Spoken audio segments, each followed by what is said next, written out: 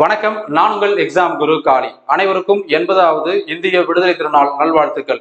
இந்த தினத்திலிருந்து நீங்க படிக்க ஸ்டார்ட் பண்ணா கூட குரூப் 2 அண்ட் குரூப் 4 அடுத்து வரக்கூடிய நோட்டிபிகேஷன்லயும் உங்களால ஈஸியா பாஸ் பண்ண முடியும். குறிப்பா ஜிஎஸ் பொது அறிவு பாடத்துல 75 முழு மதிப்பெண் பெற வேண்டுமா, பெற முடியுமானா முடியும். அதுக்கு நம்ம என்ன படிக்கணும், இதைத்தான் படிக்கணும்னு சொல்லி நம்ம சிலபஸை nook and corner A to Z டீட்டெயிலா அனலைஸ் பண்ண போறோம். அதே போல முதலே சொல்லிடுறேன், ஸ்கூல் புக் மட்டும் படிச்சுட்டு போனீங்கன்னா குரூப் 2க்கு பத்தாது. ஸ்கூல் புக்கை தாண்டி வெளியில இருந்து நிறைய படிக்கணும். அதுவும் என்ன படிக்கணும், கரண்ட் அஃபேர்ஸ்ல என்னென்ன டாபிக்ஸ் வந்து கொஸ்டின் கேட்பாங்க அப்படின்ற வரைக்கும் எல்லாத்தையும் டீட்டெயிலா இந்த வீடியோல ஃபுல்லா சொல்ல போறேன். மறக்காம இந்த வீடியோ ஃபுல்லா பார்த்து நோட்ஸ் எடுத்து வச்சுக்கோங்க. அதை ஃபாலோ பண்ணுங்க. ஃபாலோ பண்ணி கொஸ்டின் பேப்பர் மிக மிக கடினம். ஏன்னா இப்போ வேகன்சி ரொம்ப கம்மியா இருக்குது. அப்போ கொஸ்டின் பேப்பர் டஃப்னஸ் தான் கொஞ்சம் இன்க்ரீஸ் பண்ணிட்டே போவாங்க. ரொம்ப கடினமா இருந்தா கூட இந்த 75ல 65 ஈஸியா வாங்க முடியும். அதுதான் இந்த கிளாஸ் நான் எக்ஸ்பிளைன் பண்ண போறேன். இது நல்ல ஒரு விஷயம் நீங்க புரிஞ்சுக்கணும். இது குரூப் 2 பிலிம்ஸுக்கு மட்டும் தான் சார் நினைச்சிட போறீங்க, கண்டிப்பா கிடையாது. மெயின்ஸுக்கும் சேர்த்து. மெயின்ஸை பொறுத்தவரையில இப்ப நீங்க படிக்கிறதுலயே உங்களுக்கு எவ்வளவு கவர் ஆகும், 60% கவர் ஆகும் மெயின்ஸ்ல. சார் குரூப் 4 அப்ப என்ன ஆகும், குரூப் 4க்கும் இதுதான், குரூப் 4க்கும் சேம் ஸ்ட்ராட்டஜி யூஸ் ஆகும். அதுல எந்த மாற்றமும் கிடையாது. ஏன்னா ரெண்டுத்துக்கும் ஒரே சிலபஸ் தான். இது என்ன degree standard, group 4 10th standard. நாம என்ன பண்ணுவோம், ரெண்டுத்துக்குமே டிகிரி ஸ்டாண்டர்ட்ல படிச்சிருவோம், ரெண்டுத்துக்குமே தயாராகும். ரெண்டுத்துல எந்த எக்ஸாம் கிளியர் பண்ணி வேலைக்கு போனாலும் சந்தோஷம் தானே. ஸோ அதனால எல்லா எக்ஸாமுக்கும் இது யூஸ் ஆகும், குரூப் 2க்கும் குரூப் 4க்கும். அதனால தனியா நீங்க படிக்கணுமா, அதுக்காக தனியா ஒரு ஸ்ட்ராட்டஜிலாம் கிடையாது, ரெண்டுத்துக்கும் ஒண்ணுதான். ஃபைன்.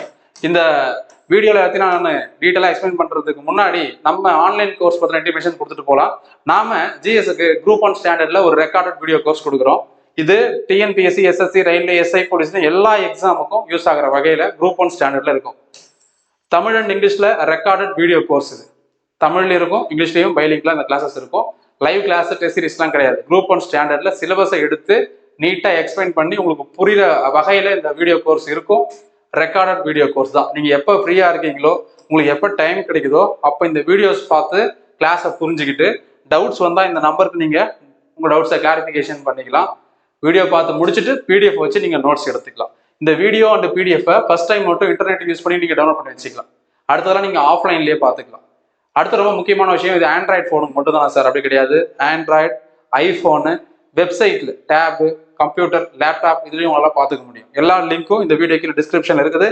பிளே ஸ்டோர்ல போய் நீங்க எக்ஸாம் குரு காளி அப்படிங்கிற ஆண்ட்ராய்டு மொபைல் ஆப்பை டவுன்லோட் பண்ணிக்கலாம். நெக்ஸ்ட், இந்த வீடியோ அண்ட் பிடிஎஃப் நீங்க யாருக்கும் ஷேர் பண்ண முடியாது, பிசிக்கலா மூவ் பண்ண முடியாது, ஒரு இடத்துல இன்னொரு இடத்துக்கு டிரான்ஸ்ஃபர் பண்ண முடியாது. குறிப்பாக சொல்லணும்னா நீங்க ஸ்கிரீன்ஷாட், பிரிண்ட் அவுட் கூட எடுக்க முடியாது. காரணம், இது முழுக்க நோட்ஸ், நான் மட்டுமே எடுத்த நோட்ஸ். இது யார் கைக்கும் மற்ற நபர்களுக்கு, நம்ம கோர்ஸ் இல்லாத நபர்களுக்கு போய் சேர்றதை நான் எந்த வகையிலும் விரும்பல. டேட்டாவை வந்து ப்ரொடெக்ட் பண்ணி வச்சிருக்கிறோம். பிரைவசி பாலிசி தான் அதுக்கு ரீசன். ஸோ நீங்க வீடியோ பார்த்து அண்டர்ஸ்டாண்ட் பண்ணி பிடிஎஃப் வச்சு நோட்ஸ் எடுத்துக்கணும். இதுக்கான வேலிடிட்டி பார்த்தீங்கன்னா 1 இயர். ஃபுல் ஜிஎஸ் கோர்ஸுக்கு ஃபீஸ் தனியா, ஒரு சப்ஜெக்ட்ல ஜாயின் பண்ணிங்கன்னா இதுக்கான ஃபீஸ். தமிழுக்கான ரெக்கார்ட் வீடியோ கோர்ஸ் கொடுக்குறோம், அதுக்கான ஃபீஸ். இது எல்லாமே இன்னைக்கு ஆகஸ்ட் 15 ஆஃபராக கொடுத்துருக்குறோம்.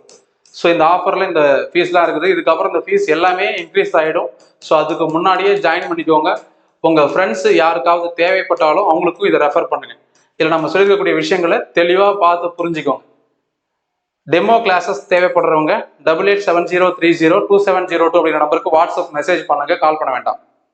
கோர்ஸ் ஜாயின் பண்ணதுக்கு அப்புறம் டவுட் கிளாரிஃபிகேஷன் 1 to 1 நீங்க டைரக்டா என்கிட்ட தான் பேச போறீங்க, என்கிட்ட தான் டவுட் கிளாரிஃபிகேஷன் நடக்க போகுது. ஸோ அதுக்கான நம்பரும் இதே நம்பர் தான். நீங்க டெக்ஸ்ட் மெசேஜ் அனுப்பலாம் அல்லது வாய்ஸ் மெசேஜ் அனுப்பலாம். அதை கேட்டு நான் உங்களுக்கு 24 இருந்து 48 ஹவர்ஸ்க்குள்ளார உங்களுக்கு ஆன்சர் கொடுத்துருவேன், எக்ஸ்பிளனேஷன் கொடுத்துருவேன். தமிழ்ல ரெக்கார்டட் வீடியோ கோர்ஸ் நம்ம என்ன எடுக்கிறோம்னா இந்த டாபிக் தான் எடுக்கிறோம். இது குரூப் 2 குரூப் 4 மட்டும் இல்லாம எஸ்ஐ போலீஸ் எக்ஸாமுக்கு யூஸ் ஆகும். கம்ப்ளீட்டா இலக்கணத்தை நம்ம டார்கெட் பண்ணி இலக்கணத்துல முழு மதிப்பெண் எடுக்கிறது. அதாவது கிட்டத்தட்ட 80 மதிப்பெண் இலக்கணம் சம்பந்தமா வரப்போகுது. அந்த 80 எப்படி நம்ம எடுக்க முடியும், அதுக்கான வீடியோ கோர்ஸ் தான் இது. தேவைப்பட்ட கிளாஸ் இன்க்ரீஸ் பண்றதா தமிழ் எடுக்கக்கூடிய சசிகுமார் சார் சொல்லியிருக்கிறார்.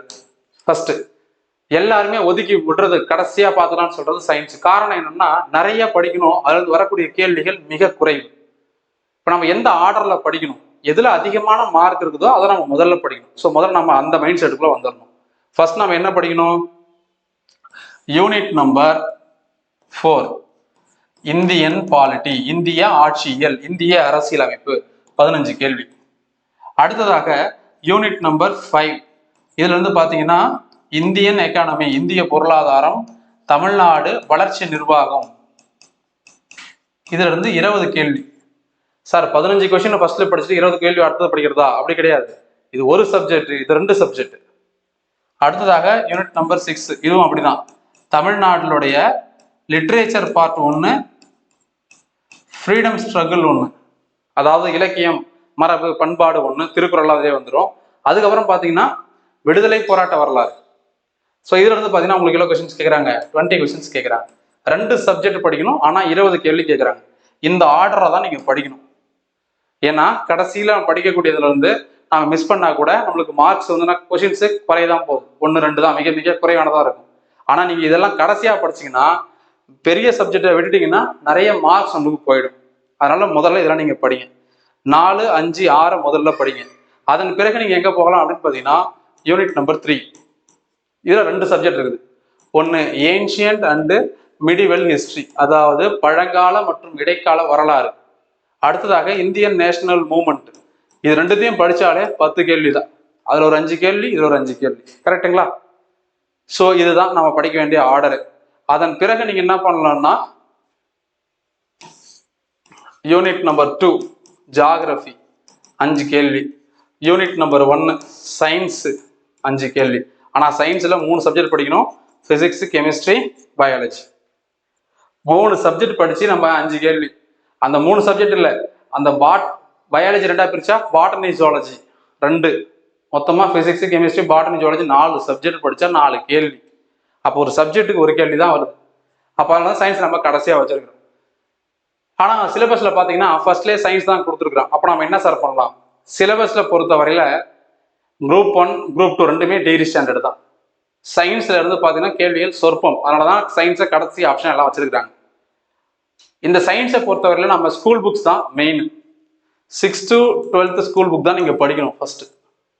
இதை ஃபுல்லாக படிக்க முடியல சார் அப்படின்னு சொன்னீங்கன்னா ஃபர்ஸ்ட் இப்போ இந்த ஆர்டரில் நீங்கள் படிக்கணும். சரிங்களா? இதை நோட் பண்ணிக்கோங்க. அடுத்தது இதில் நம்ம என்ன சொல்லியிருந்தோம், 6th to 12th school book தான் முதல்ல படிக்கணும். அதில் எந்த ஆர்டரில் படிக்கிறது? ஃபர்ஸ்ட் ஜென்ரல் சயின்ஸுக்கு 10th ஸ்டாண்டர்ட் புக்கு முதல்ல படிக்கணும்.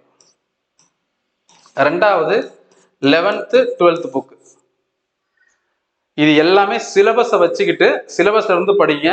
ப்ரீவியஸ் இயர் கொஸ்டின்ஸை ஒரு கிளான்ஸ் பாருங்க, கண்டிப்பா கை கொடுக்கும். அதுவே அப்படியே வராது. பட் எப்படிலாம் கொஸ்டின்ஸ் கேட்கறாங்க, எந்த டாபிக்ல இருந்து கொஸ்டின்ஸ் வருது அப்படின்னு நம்மளால ஐடென்டிஃபை பண்ணி அந்த டாபிக்ஸ் நம்ம இம்பார்ட்டன்ட் கொடுத்து படிக்க முடியும். இது நம்மளால ஃபுல்லா படிக்க முடியல சார், என்ன சார் பண்ணலாம்? புக் பேக் கொஸ்டின்ஸ் படிக்கலாம். அதே போல பாக்ஸ் டைப்ல இருக்கக்கூடிய கொஸ்டின்ஸ் படிக்கலாம். ஒரு உங்களுக்கு தெரியுமா அப்படின்னு கொடுத்துருப்பான்ல கட்டங்கட்டி, அதை மட்டும் நீங்க படிச்சுக்கலாம். உடனே சார் இதெல்லாம் எப்படி சார் படிக்கிறது, டைம் இல்லையே சார், தெரியும் இதெல்லாம் சொல்லுவீங்கன்னு. ஒண்ணுமே கிடையாது. நீங்க கூகுள்ல போய் 10th 11th 12th science book back questions box type கொஸ்டின்ஸ்னு போட்டா எக்கச்சக்கமான பேர் போட்டிருப்பாங்க. இந்த விண்மீன் அப்படிங்கிற வெப்சைட்ல அப்பெல்லாம் போட்டிருப்பாங்க. ஸ்டார்டிங்ல நான் சொல்றது எப்படின்னா ஒரு 6-7 வருஷத்துக்கு முன்னாடி. அவங்க தான் அப்போ அந்த புக் வந்த புதுசுல என்ன பண்ணியிருப்பாங்கன்னா எல்லாம் பக்காவா அந்த புக் பேக் எடுத்து என்னென்ன ஆன்சர்னு தெளிவாக கொடுத்துருப்பாங்க.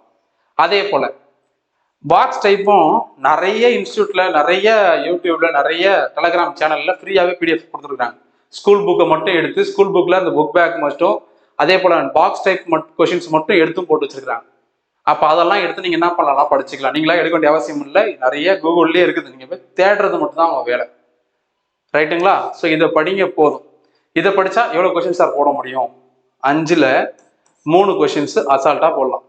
அப்ப 2 கொஸ்டின் என்ன சார் பண்றது? ஒண்ணுமே பண்ண முடியாது.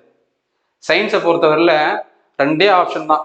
ஒன்னு ஈஸி, எல்லாரும் ஆன்சர் பண்ற மாதிரி இருக்கும். இன்னொன்னு டஃப், எவனுமே தொட முடியாது. மாடரேட்டர் வேலைக்கு இறங்க முடியாது. இருந்தா ஈஸி, எல்லாரும் ஆன்சர் பண்ணிட்டு போ. இல்லைன்னா கஷ்டம், எவனுமே தொட முடியாது. யார் பண்ணலாம்? இந்த ஃப்ளூக்ல குலதெய்வத்தெல்லாம் வேண்டிக்கிட்டு ஏவா பியா சியா டியா ஒத்தையாராட்டியா போட்டு ஆன்சர் போடுறான் பாரு, அவனுக்கு லக் இருந்து வந்தாதான் உண்டு. அதனாலதான் இதை நம்ம என்ன பண்றது இல்லைன்னா முதல்ல ப்ரியாரிட்டி கொடுக்கல, கடைசியா படிங்க, இதை மட்டும் படிங்கன்னு சொல்ற காரணம். இது படிச்சாலே போதும், 23 கொஸ்டின்ஸ் மினிமம் மாட்டீங்க. நான் சொல்றது எல்லாமே மினிமம் தான். அடுத்ததாக 2வது நீங்க படிக்க வேண்டியது, அதாவது 2வது யூனிட்டா கொடுத்துருக்கிறது ஜியாகிரபி, இந்திய புவியியல் 5 கேள்விகள். இப்போ இந்திய புவியியல் படிக்கும் போது நம்ம என்ன பண்ணுவோம்னா கூடவே சேர்த்து தமிழ்நாடு புவியியலும் படிச்சிருவோம். அப்ப தமிழ்நாடு புவியியல் எங்க இருக்குது? அப்படியே உங்களுக்கு யூனிட் நம்பர் 5ல இருக்குது. தமிழ்நாடு ஜியாகிரபி 2மே கலந்தா வரும். அப்போ நீங்க இது ஒரு சப்ஜெக்டா பார்க்காம 2 இடங்கள்ல வருது அப்படின்னு மைண்ட்ல வச்சுட்டு படிங்க. இதுக்கு நம்ம படிக்க வேண்டியது 6th to 12th school book தான். அதுல நம்ம எது ஃபர்ஸ்ட்ல படிக்கணும் அப்படின்னா முதல்ல படிக்க வேண்டியது 10th புக் தான். ஃபர்ஸ்ட் அதுதான். Second 11th 12th. இதுக்கு புக் பேக்லாம் முதல்ல படிக்கக்கூடாது. இதில் முதல்ல நீங்கள் என்ன பண்ணணும்னா எல்லாத்தையும் அனலைஸ் பண்ணி சிலபஸ் பேஸ்டு படிச்சிடணும். இந்த டிசாஸ்டர் மேனேஜ்மெண்ட்டு, என்விரான்மெண்டல் பொல்யூஷன்ஸ், அதாவது மொத்தமாக என்விரான்மெண்ட் சம்மந்தமாக இது எல்லாமே எங்கே இருக்கும்? நேச்சுரல் கிளாமிட்டிலேருந்து 11th and 12th புக்கில் இருக்கும். Second half. ஃபர்ஸ்ட் ஆஃப் பொறுத்தவரையில் நீங்கள் படிக்க வேண்டியது 10th ஸ்டாண்டர்டில் ஃபர்ஸ்ட்டில் படிக்க வேண்டியது 10th ஸ்டாண்டர்டில் 1 2 3 4 5 5 லெசன் படிக்கணும். இதுல இருந்து உங்களுக்கு மினிமமாக 2 கொஷின்ஸ் வரலாம், இதுல இருந்து ஒரு கொஷின்ஸ் வரலாம். அப்போ மீதி 2 சார் நான் ஏற்கனவே சொன்ன மாதிரி தான் கரண்ட் அஃபேர்ஸ் வரலாம், அல்லது மிக மிக கடினமாக இருக்கும். அது எவனுமே டச் கூட பண்ணி பார்க்க முடியாது. ஃப்ளூக்கில் ஒத்தையாரட்டையா போட்டு அடிச்சாதான் உண்டு. அப்போ இந்த மாதிரி இடங்கள்ல தான் நம்மளுக்கு கொஞ்சம் லேக் ஆகும். நம்ம ஏற்கனவே சொன்னோம்ல 75க்கு 75 பெற முடியுமா? முடியும். நம்ம நேரம் நல்ல நேரமா இருந்தால் பரவாயில்ல, கெட்ட நேரமா இருந்ததுன்னா, கேள்வித்தாள் ரொம்ப கடினமா இருந்ததுன்னா, ஸ்கூல் புக்லேயே கொஸ்டின்ஸ் கேட்கலன்னா, அவுட் சோர்சிங் தாண்டி போயிட்டான்னா, கரண்ட் அஃபேர்ஸ் நம்ம படிக்காத வந்ததுன்னா, இவ்வளோ இருக்குல்ல. நான் எல்லா கோணத்தையும் யோசிப்பேன். சும்மா பிளைண்டா ஸ்கூல் புக் மட்டும் படிங்க போதும் அப்படி சொல்ல மாட்டேன். அவுட் சோர்ஸ் மட்டும் படிங்க போதும்னு சொல்ல மாட்டேன். ஸ்கூல் புக் பேஸு, ஸ்கூல் புக்ல இருந்து நம்ம அவுட் சோர்ஸ் போறோம், அப்படியே ஏனி படிக்கிறது மாதிரி அவுட் சோர்ஸை வச்சுக்கிட்டு எக்ஸ்ட்ரா நம்ம கரண்ட் அஃபேர்ஸ் படிக்கணும். இது மூணுமே கலந்துட்டோம்னா மிஸ்ஸே ஆகாது. அதனால தான் சொல்றோம் முதல்ல ஸ்கூல் புக். இது வந்து நீங்க அவுட் சோர்ஸ் போகணும் அப்படின்னா ஒரே சோர்ஸ் தான், மஜித் ஹுசைன். இது இங்கிலீஷ்ல மட்டும்தான் இருக்கும், தமிழ்ல இருக்காது. அது இல்லாமல் பெரிய புக்கு, சிவில் சர்வீஸ் ஐஏஎஸ் படிக்கிறவங்கலாம் படிப்பாங்க, குரூப் 1 படிக்கிறவங்க படிக்கிறாங்க. இப்போ குரூப் 2க்கும் இதுல இருந்து கொஸ்டின்ஸ் வர்றதா சொல்றாங்க. அப்போ நம்ம போனாட்டே வந்தது கொஸ்டின். அப்போ நம்மளால முடிஞ்சதுன்னா இது நீங்க படிக்கலாம், முடியல அப்படின்னா வேற வழி இல்லை, ஸ்கூல் புக் மட்டும் படிச்சுட்டு இது சம்மந்தமா இருக்கக்கூடிய கரண்ட் அஃபேர்ஸ், அதுவும் என்விரான்மெண்டல் சம்மந்தமா, சுற்றுச்சூழல் சம்மந்தமா இருக்கக்கூடிய கரண்ட் அஃபேர்ஸ் எப்படிலாம் கொஸ்டின்ஸ் வரும் சொல்லலாம், எது கொஞ்சம் எதிர்பார்க்கலாம் பார்க்குறீங்க? பார்க்கலாமா? ஃபர்ஸ்ட் விஷயம் சஸ்டைனபிள் டெவலப்மெண்ட் கோல், இதுல இருந்து கொஸ்டின்ஸ் வரும். நிலையான வளர்ச்சி இலக்குகள், மொத்தம் 17 இலக்குகள், அதுல இருந்து கேட்பாங்க. அப்புறம் காப், கிளைமேட் ஆக்ஷன் பிளான், அதுல இருந்து கண்டிப்பா கொஸ்டின்ஸ் வரும். அப்புறம் சமீபத்தில் நடந்த சுற்றுச்சூழல் தொடர்பான மாநாடுகள் சம்பந்தமா கேள்விகள் வரும், முக்கியமான தீர்மானங்கள் சம்பந்தமா கேள்வி வரும், சுற்றுச்சூழல் தொடர்பான தினங்கள் இம்பார்ட்டன்ட் டேஸ், அதுல இருந்து கொஸ்டின்ஸ் வரும். அப்புறம் ஐநா சபை ஏதாவது முக்கியமான அறிக்கை வெளியிட்டு இருந்தாங்கன்னா அது சம்பந்தமா வரும். எல்லாமே சுற்றுச்சூழல் தொடர்பாக இருக்கிறத நம்ம படிச்சுக்கணும். இதெல்லாம் த மோஸ்ட் எக்ஸ்பெக்டட் கொஸ்டின்ஸ். இது ரெண்டும் கரண்ட் அஃபேர்ஸ் தான் சொல்றேன். அப்ப இப்படி தேடி நம்ம என்ன பண்ணலாம், படிக்கலாம். அடுத்ததாக இந்த linguistic groups, racial minorities, major tribes, ட்ரைபல்ல இருந்து கண்டிப்பா கொஸ்டின்ஸ் வரும். அதே போல ஆறுகள் மற்றும் நீர்வளம், ஆறு, ஏரி, இதுல இருந்து ஒரு கொஸ்டின்ஸ் கண்டிப்பா வரும். நீர்வளம், ஆதாரம், அதுல வந்து கண்டிப்பா ஏரிகள், ஆறுகள், இதுல இருந்து கண்டிப்பா கொஸ்டின்ஸ் வரும். ஸோ இதெல்லாம் முக்கியமான தலைப்புகள். இப்படி படிச்சோம்னா, சூஸ் பண்ணி படிச்சோம்னா நம்ம மேக்ஸிமம் மார்க் எடுக்க முடியும் ஜாகிரபியை பொறுத்தவரைக்கும். மூணாவதா history and Indian national movement, வரலாறு, இந்திய தேசிய இயக்கம், 10 கேள்வி. வரலாறு எதில் ஆரம்பிக்குதுன்னா சிந்துவெளி நாகரிகம், குப்தர்கள், டெல்லி சுல்தானு, முகலாயர்கள், மராத்தியர்கள், விஜயநகர பேரரசு, பாமணி பேரரசு, தென்னிந்திய வரலாறு. இப்போ நீங்க ஒரு விஷயம் நோட் பண்ணணும், இங்க நடுவில் வந்து நம்மளுக்கு என்ன கொடுக்கல, புத்தம் சமணம்லாம் கொடுக்கல, கரெக்டா? புத்திசம் ஜெயினிசம்லாம் கொடுக்கல. ஆனா எக்ஸாம்ல கொஸ்டின்ஸ் வரும், அதுல இருந்து வந்து இருக்குது. அப்போ நம்ம என்ன சார் பண்றதெல்லாம் படிக்கணுமா சார்? தயவு செஞ்சு நீங்க ரொம்ப டெப்தா அந்த அளவுக்கு போய் யோசிக்க வேண்டிய அவசியம் இல்லை. நீங்க என்ன பண்ணா மட்டும் போதும், சிலபஸ்ல இருக்கிறது இம்பார்ட்டன்ஸ் கொடுத்து படிங்க. மற்றது வருது வரல அது வந்தா பார்த்துக்க வேண்டியதுதான், வேற ஒன்றும் பண்ண முடியாது. அப்ப இது என்ன சொல்றோம்னா, இந்த பாயிண்ட் எல்லாமே நம்மளுக்கு என்னது, பழங்கால இந்திய வரலாறு, ஏன்ஷியன்ட் இந்தியா. இது நம்மளுக்கு மிடிவெல், இடைக்கால இந்திய வரலாறு, கூட சேர்த்து தென்னிந்திய வரலாறு. இதுக்கு நீங்க படிக்க வேண்டியது 11th standard school book, 11th standard school. அடுத்தது விடுதலை போராட்டத்துல நம்ம படிக்க வேண்டியது 12th standard school book, 11th 12th school book. அதுக்கப்புறம் உங்களுக்கு டைம் இருந்ததுன்னா 6, 7, 8, 9 படிங்க. ஆனா நீங்க ஃபர்ஸ்ட்ல படிக்க வேண்டியது 11th புக்கும் இந்த பக்கம் 12th புக்கும் தான். அது 12th புக் நீங்க ஃபுல்லாலாம் படிக்க வேண்டாம், சிலபஸ்ல கவர் ஆகிறது படிச்சாலே போதும். ஆனா 11th புக் 2 வால்யூம் ஃபுல்லா படிக்கணும். நம்மளுக்கு பழங்கால வரலாறு வந்துடும், இடைக்கால வரலாறு வந்துடும், தென்னிந்திய அரசுகளும் வந்துடும், எல்லாமே கவர் ஆயிடும். ஸோ இதுல இருந்தா கொஸ்டின்ஸ் கேட்பாங்களான்னு கேட்டா 100% சொல்ல முடியாது.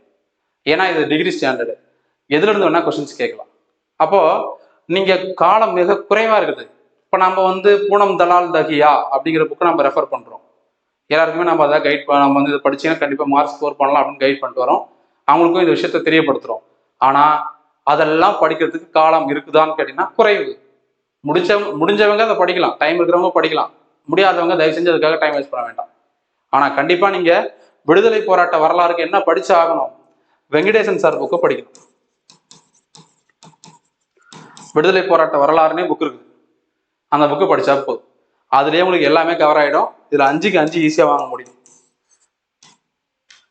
இதுல வந்து ஸ்கூல் புக்ல இருந்து ஒரு 3 கொஸ்டின்ஸ் கேட்பாங்க, 5க்கு 3 வாங்கலாம். 2 கொஸ்டின் கொஞ்சம் கடினமா இருக்கும், அவுட் சோர்ஸ் வெளில இருந்து கேட்கும். அதாவது பூனம் தலால் தஹியா, பிபின் சந்திரா, அல்லது வந்து சிபிஎஸ்சி பேஸ்டு புக்ஸ் அதுல இருந்து வரக்கூடியது, அல்லது அதெல்லாம் இல்லாம எங்க இருந்து கேட்கறானே தெரியாம 1 or 2 கொஸ்டின்ஸ் கேட்பான் எப்பயுமே ஹிஸ்டரியை பொறுத்த வரையில. அதுக்கு நம்ம ஃபோக்கஸ் பண்ணாம இருக்கிறத நம்ம ஃபோக்கஸ் பண்ணுவோம். ரைட்டுங்களா? சொல்லுவாங்க இருக்கிறத விட்டு பறக்கிறதுக்கு ஆசைப்படுறோம் அப்படின்னு. நம்ம இருக்கிறத வச்சு அதுல மேம்பாடு அடைய ட்ரை பண்ணணும். இப்போ இந்த எல்லா தலைவர்கள் பத்தி நம்ம ஸ்கூல் புக்ல எல்லாம் எங்கேயுமே இருக்காது. எல்லா தலைவரை பத்தி டீட்டெயிலாக கொடுத்துருக்க மாட்டாங்க. அப்ப அதுவே நீங்க போய் இந்த வெங்கடேசன் சார் புக்கு படிச்சீங்கன்னா உங்களுக்கு ஈஸியா இருக்கும், யூஸ்ஃபுல்லா இருக்கும். எல்லா கண்டென்ட்டும் ஒரே இடத்துலயும் இருக்கும். ரைட். ஸோ இதுக்கு வந்து இப்படி படிக்கணும். கண்டிப்பா நம்ம சொன்னது வந்து கொஸ்டின்ஸ் வரும். அடுத்ததாக படிக்கிறது unit number 4 Indian polity. 15 questions கேட்குறாங்க. நம்ம இந்தியன் பாலிட்டியை பொறுத்தவரையில படிக்க வேண்டிய புத்தகம் முதல்ல நீங்க படிக்க வேண்டியது என்னன்னா 10th புக்கு ஃபர்ஸ்ட்ல படிக்கணும். 2வது படிக்க வேண்டியது 12th புக்கு ஃபர்ஸ்ட் வால்யூம் மட்டும். 2nd வால்யூம்ல சிலபஸை பேஸ் பண்ணி படிங்க, சிலபஸ்ல வர்றது மட்டும் படிங்க, மற்றெல்லாம் தேவையில்லை. 3வது படிக்க வேண்டியது 11th புக்கு. அதுக்கப்புறம் உங்களுக்கு டைம் இருந்ததுன்னா 6, 7, 8, 9 படிங்க, எல்லாம் ஒன்றும் பிரச்சனை கிடையாது. முதல்ல அதை படிச்சுட்டு அப்புறம் படிங்க. மொத்தம் 15 கேள்வினா ஒரு 10 கொஸ்டின் இதில் மாட்டிக்கும். மீதி 5 கொஸ்டின் வெளில தான் கேட்போம். அதுக்கு நீங்க லக்ஷ்மிகாந்த் படிக்கலாம். நிறைய பேர் நிறைய பிரைவேட் இன்ஸ்டியூட் புக்லாம் சொல்றீங்க, பிரகதீஷன் பப்ளிகேஷனு, அப்புறம் டேஃபோட புக்கு, சுரேஷ் புக்கு, அதெல்லாம் படிக்கலாமான்னு கேட்டீங்கன்னா உங்க விருப்பம். ஏன்னா அது நான் படிச்சது இல்லை, எனக்கு தெரியாது. நான் ஃபாலோ பண்றது லட்சுமிகாந்த் தான். அதை ஃபாலோ பண்ணி நம்ம கிளாஸ் எடுத்துட்டு வரோம். நம்ம ஒவ்வொரு வாட்டியும் 100% நம்ம நடத்துறதுதான் எக்ஸாம்ல கொஸ்டினாக வருது. Indian constitution, INM, Indian economy, இதெல்லாம் பார்த்தீங்கன்னா நம்ம கிளாஸ்ல என்ன நடத்திருக்கிறோம், உங்களை நான் என்ன படிக்க சொல்லியிருக்கேன், அதுதான் கொஸ்டின்ஸ் வரும். அதை தாண்டி போறதே கிடையாது. ஏன்னா நம்ம தான் எக்ஸாம் பாயிண்ட் ஆஃப் வியூல எப்படிலாம் டைம் டு டைம் அந்த கொஸ்டின் பேப்பர் அப்கிரேட் ஆகுதோ அதுக்கேற்ற நாமளும் நம்மள அப்கிரேட் பண்ணி கிளாஸ்ல விஷயத்த சொல்லிட்டு வரோம். இந்த மாதிரி யூடியூப்லயும் சொல்லிட்டு வரோம். ஸோ இது இப்போ நீங்கள் ஃபாலோ பண்ணால் போதும். எக்ஸ்ட்ரா படிக்க வேண்டியது லக்ஷ்மிகாந்த் புக்கு நீங்கள் படிக்கணும். அப்புறம் கரண்ட் அஃபேர்ஸில் இப்போ சமீபத்தில் நடக்கக்கூடிய நிகழ்வுகள் சம்பந்தமான கேள்விகள் வரலாம். இப்போ நதிநீர் பங்கீடு பிரச்சனை, அது சம்பந்தமான விதி என்ன, அது சம்பந்தமான சட்டம் எத்தனாவது வருஷம் போட்டாங்க, மாநிலங்களுக்கு இடையில குழு அமைத்தல் என்ன, அது எந்த பாகம், எந்த விதி, சமீபத்தில் தமிழ்நாடு அரசு அமைச்ச குழு பேர் என்ன, இதெல்லாம் கேட்கறதுக்கு வாய்ப்பு இருக்கு. ஒரு எக்ஸாம்பிள் நான் சொல்றேன். அதே போல பார்த்தீங்கன்னா ரொம்ப முக்கியமானது இந்த ஆன்டி கரப்ஷன் மெஷர்ஸ், ஊழலுக்கு எதிரான அமைப்புகள். லோக்பால், லோக் ஆயுக்தால இருந்து கண்டிப்பா கொஸ்டின்ஸ் வரும். ஒரு question. Right to information act, மத்திய மாநில தகவல் ஆணையத்துல இருந்து ஒரு கேள்வி. பெண்கள் முன்னேற்றம், இதுல இருந்து ஒரு கேள்வி. ஹியூமன் ரைட்ஸ் வந்து ஒரு கேள்வி.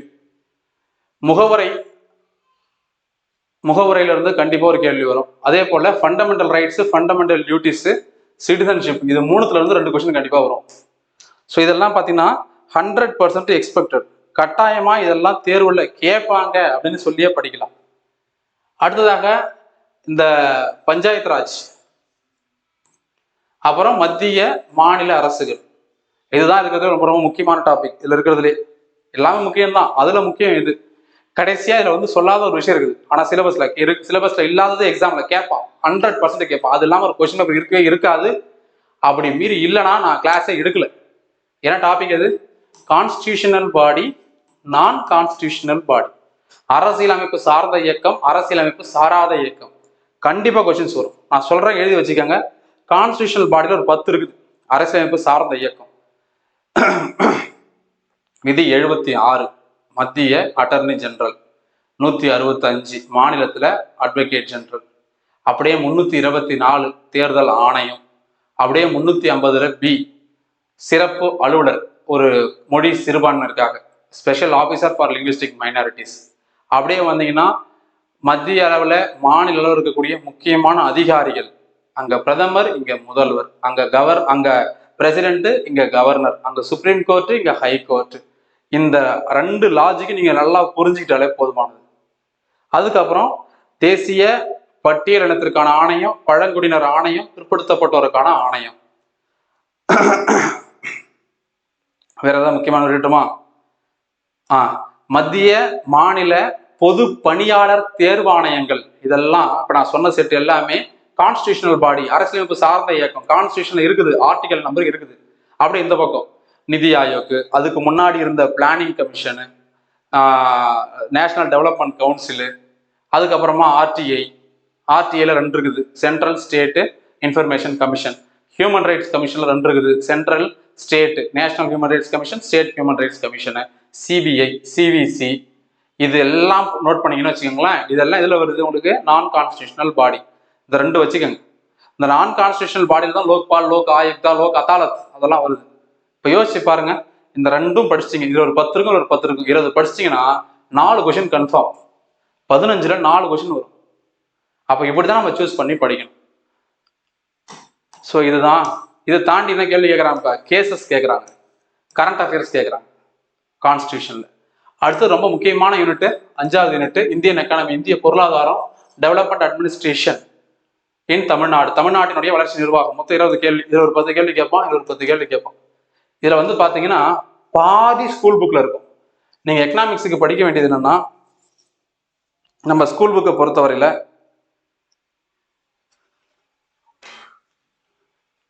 10th 11th 12th இதான் மெயின். அதுக்கப்புறம் உங்களால் முடிஞ்சதுன்னா 6th 7 8 9 படிக்கலாம்.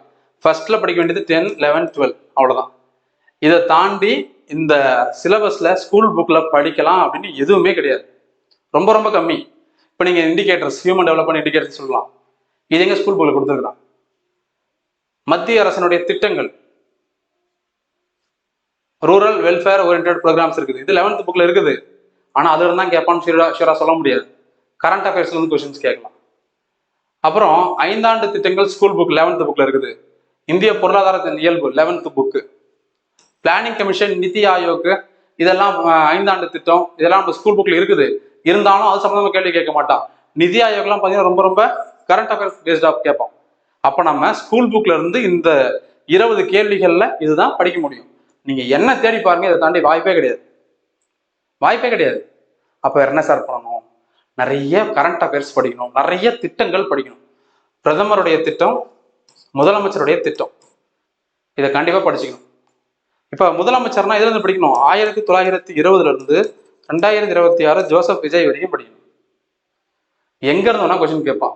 அந்த திட்டத்துக்குள்ள உங்களுக்கு எல்லாமே மாட்டிக்கும். இந்த செகண்ட் சிலபஸ், செகண்ட் ஹாஃப் இதுலயே மொத்தமா மாட்டிக்கும். அதை விட்டீங்கன்னா இந்த ரிசர்வேஷன் பாலிசி வந்து நம்மளுக்கு பொலிட்டிக்கல் சயின்ஸ் 11th புக் படிக்கும்போது கவர் ஆகிடும். அரசியல் அறிவியல் 11th புக் படிக்கிறீங்கல்ல, அப்போ இதுல கவர் ஆகிடும். சோர்ஸ் ஆஃப் ரெவென்யூ நம்மளுக்கு 12th புக். ஆனா அதுல கரண்ட் அஃபேர்ஸ் கேட்பான். என்ன கேட்பான் தெரியுமா? சோர்ஸ் ஆஃப் ரெவென்யூனா அரசினுடைய வருவாய் ஆதாரங்கள் என்ன? 2 ஆதாரம், டாக்ஸ், நான் டாக்ஸ் ரெவென்யூ. வரி வருவாய், வரி சாராத வருவாய். இப்போ இந்திய அரசாங்கத்துக்கு வரி சார்ந்த வருவாயா, வரி சாராத வருவாய், எதுல அதிகமான வருவாய் வந்திருக்குது, டாக்ஸ் வருதுன்னு கேட்பான். எந்த டிபார்ட்மெண்ட்ல வருதுன்னு கேட்பான். அதை வரிசைப்படுத்த சொல்லிடுவான். அது ஸ்கூல் புக்ல இருக்குமா? இப்போ 2026 நடந்தது. அப்ப நம்ம என்ன பண்ணணும்? அதெல்லாம் கூகுள் பண்ணி கரண்ட் அஃபேர்ஸ் தான் தெரிஞ்சுக்கணும். ஜிடிபி பத்தி கேட்பான், ஜிஎஸ்டிபி பத்தி கேட்பான், மொத்த உள்நாட்டு உற்பத்தி, மொத்த மாநில உள்நாட்டு உற்பத்தி பத்தி கேட்பான், பெர் கேபிட்டா இன்கம், தனிநபர் வருமானம் பத்தி, தலா வருமானம் பத்தி கேட்பான். இதெல்லாம் நம்ம ஸ்கூல் புக்ல 2016 17 டேட்டா இருக்கும். இப்போ 2026 இருக்கும், 10 வருஷம் தாண்டிட்டு. அப்போ இப்போ கரண்ட்ல இருக்க டேட்டா தான் படிக்கணும். அப்போ நிறைய கரண்ட் அஃபேர்ஸ் படிக்கணும். அப்புறம் பிஸ்கல் பாலிசி, மானிட்டரி பாலிசி, இதுவும் நம்மளுக்கு 12th புக்ல இருக்குது. ஆனா இதுவும் அப்படிதான் கரண்ட் அஃபேர்ஸ் வந்து கேட்பான்.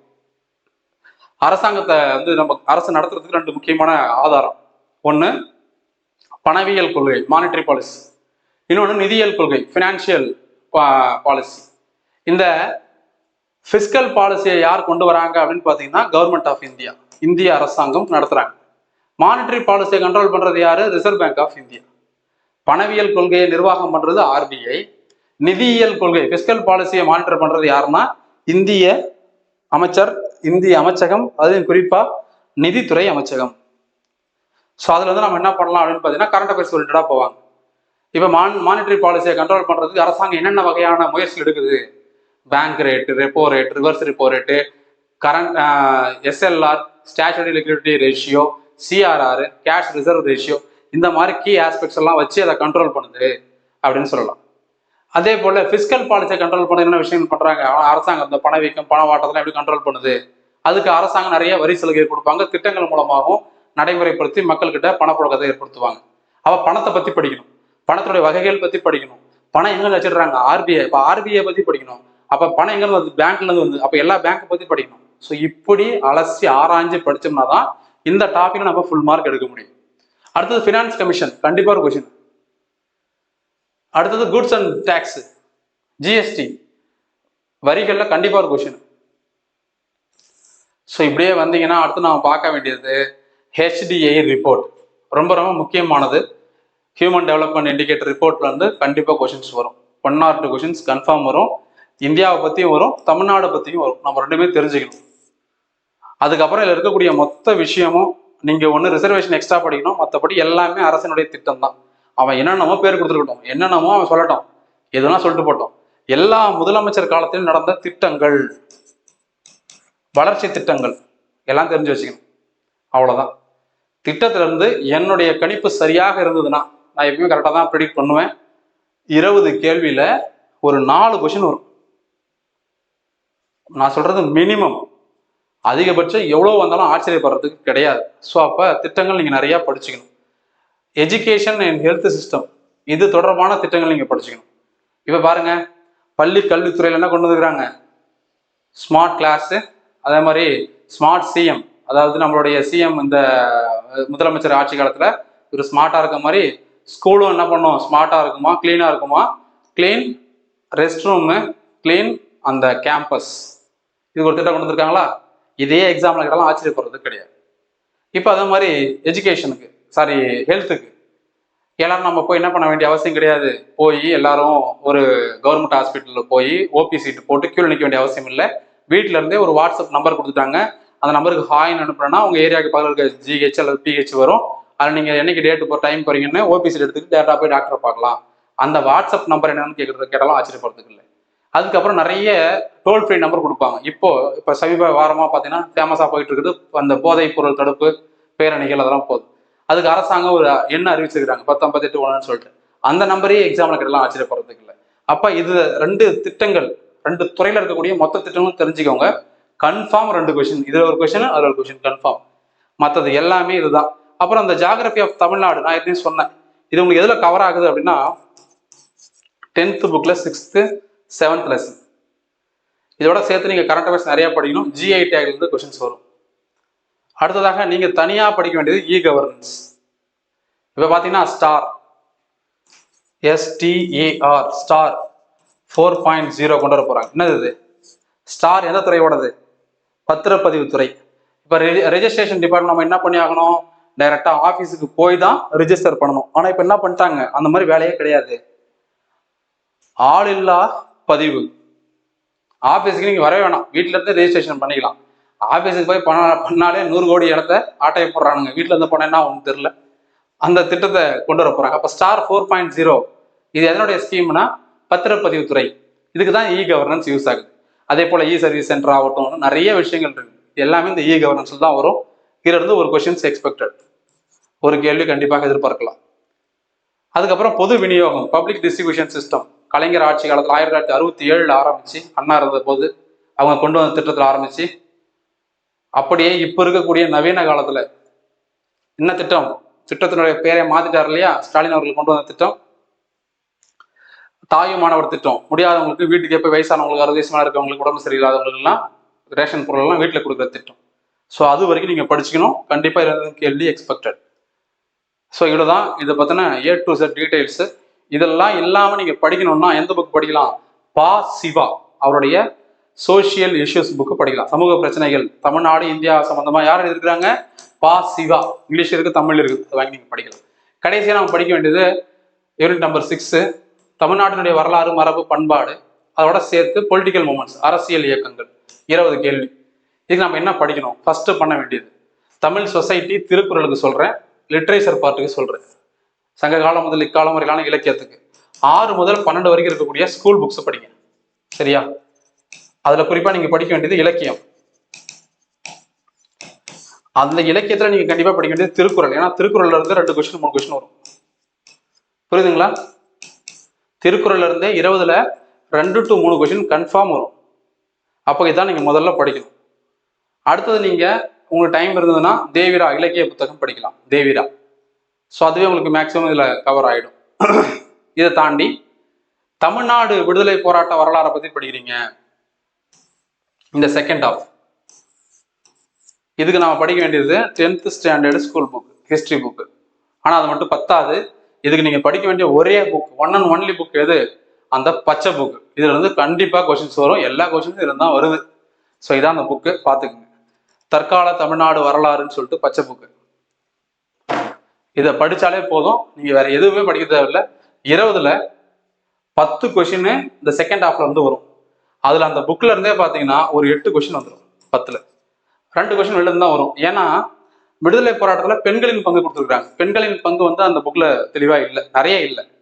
அப்போ வெளிலேருந்து கேட்டாங்கன்னா அதில் சிக்கலாயிடும். ஸோ அதை மட்டும் வெளிலேருந்து படிக்கணும். மற்றது எல்லாமே திராவிட கழகம், நீதி கட்சி, சுயமரியாதை இயக்கம், அண்ணா, பெரியார், அங்கே இருக்கிற துவக்க கால கிளர்ச்சிகள், விடுதலை போராட்டத்தில் தமிழ்நாட்டின் பங்கு எல்லாமே கவர் ஆகிடும். செகண்ட் ஹாஃப்ல சொல்கிறேன். 20 நம்ம 2ஆக பிரிக்கிறோம்.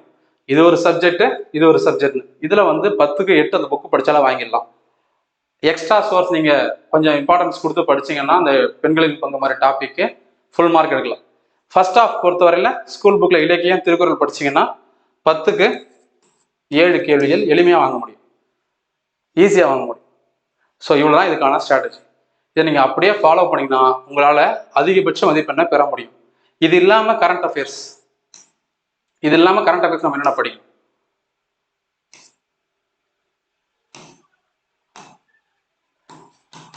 யுடிசி பிளஸ் ரிப்போர்ட், மத்திய அரசாங்கத்தினுடைய ரிப்போர்ட், இது நம்ம படிக்கணும். SDG report 2026. 3வது national family health survey NFHS 6 2026. இதெல்லாம் நீங்கள் படிக்கணும். இதோட சேர்த்து இம்பார்ட்டன்ட் டேஸ், முக்கிய தினங்கள் படிச்சுக்கணும். அடுத்தது யுனெஸ்கோ வேர்ல்டு ஹெரிட்டேஜ் சைட் நீங்கள் படிக்கணும், வேர்ல்டு ஹெரிட்டேஜ் சைட். அடுத்தது சுற்றுச்சூழல் தொடர்பாக இருக்கும், எல்லா கரண்ட் படிச்சிடணும். என்ன டாபிக் அந்த டாபிக், சுற்றுச்சூழல் வந்துருச்சா படிச்சிடணும், அவ்வளோதான். சுற்றுச்சூழல் வந்துட்டாலே என்ன பண்ணிடணும், நம்ம அதை ஃபுல்லாக படித்து வச்சுக்கணும். இதெல்லாம் ரொம்ப ரொம்ப முக்கியமான தலைப்பில் வந்தால் கொஸ்டின்ஸ் வரும். இது இல்லாமல் படிக்க வேண்டியது sports related current affairs, tennis, football, cricket. இப்போ ஃபுட்பால் வேர்ல்டு கப் நடந்திருக்குது. அதே போல் நோபல் பரிசு, அதே போல் ஆஸ்கர், அதே போல் இந்தியாவினுடைய உயர்ந்த விருதான பாரத ரத்னா, பத்ம விபூஷன், பத்மபூஷன், பத்மஸ்ரீ. அப்புறம் தமிழ்நாடு அரசு கொடுக்கக்கூடிய விருதுகள். இப்போ ஆகஸ்ட் 15க்கே நிறைய விருதுகள் கொடுப்பாங்க, அதெல்லாம் நோட் பண்ணிக்கோங்க, கண்டிப்பாக எக்ஸாமில் கேட்பாங்க. ஸோ இதெல்லாம் விருதுகள்னு ஒரு தனியாக ஒரு டாபிக் கண்டிப்பாக கொஸ்டின்ஸ் வரும். விளையாட்டுகள் ஒரு டாபிக்கு கண்டிப்பாக கொஸ்டின்ஸ் வரும். அடுத்ததாக யுனைடெட் நேஷன்ஸ் இயர்ஸ், ஐநா சபையினுடைய முக்கியமான ஆண்டுகள். இந்த ஆண்டு பெண்களுக்கான முன்னேற்ற ஆண்டாக அறிவிச்சிருக்கிறாங்க 2026. அதுவே எக்ஸாம்பிள் கேட்டாலும் ஆச்சரியப்படுறது கிடையாது.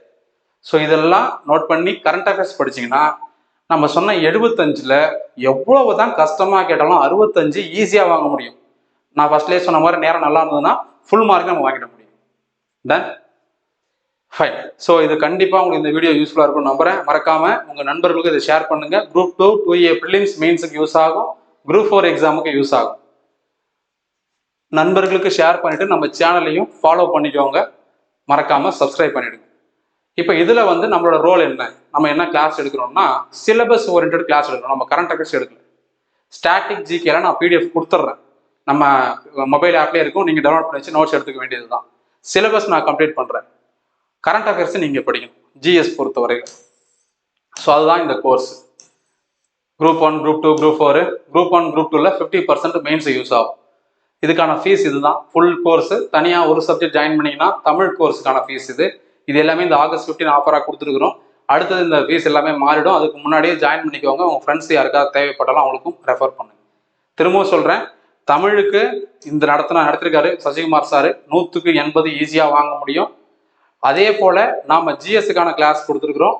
இதை நீங்கள் படிச்சீங்கன்னா GSல இருந்து வரக்கூடியது கரண்ட் அஃபேர்ஸை தவிர்த்து வரக்கூடியதில் 90% நம்ம நடத்துறதுக்கு வரும். ஸோ நம்பிக்கையோட நீங்கள் படிக்கலாம்.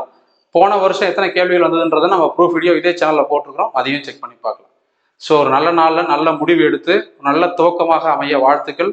அந்த துவக்கம் ஒரு வெற்றியில் முடியறதுக்கும் வாழ்த்துக்கள். All the very best. நல்லா படிங்க. தேங்க்யூ.